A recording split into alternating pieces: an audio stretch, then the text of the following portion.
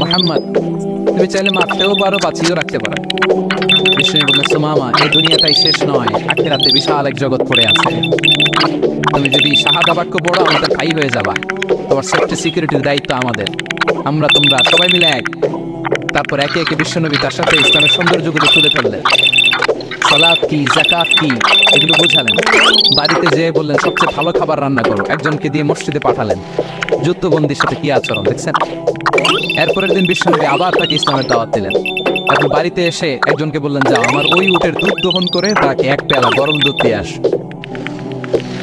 আমরা জামাইকেও তো এরকম সমাদর করি না, কি বলেন? তৃতীয় দিন বিষ্ণুনবী আবার খাবার নিয়ে গেলেন, আবার ইসলামকে তুলে ধরলেন। সুমামা তো অবাক, যুদ্ধবন্দীদের সাথে মুসলমানরা এরকম আচরণ করে। 3 দিন ধরে লাগাতার যখন ইসলামকে প্রেজেন্টেশন শেষ, বিষ্ণুনবী বললেন, যাও এবার সুমামা ইবনে সালের রশিটা খুলে তাকে ছেড়ে দাও। সাহাবারা বললেন, বলেন কি ইয়া রাসূলুল্লাহ, ভয়ঙ্কর, বিশ্বাসঘাতকতা করবে, মেরে ফেলবে আমাদের। বিষ্ণু বললেন, না, আমি যা জানি তোমরা তা জানো না, ছেড়ে দাও। সুমামাকে ছেড়ে দেওয়া হলো। সুমামা বের হলেন মসজিদ থেকে। ফিরে তার ভূখণ্ড, তার এলাকা ইয়ামামাতে তিনি গেলেন না।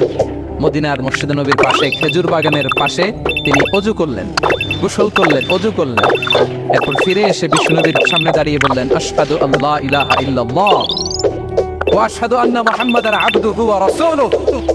আচ্ছা।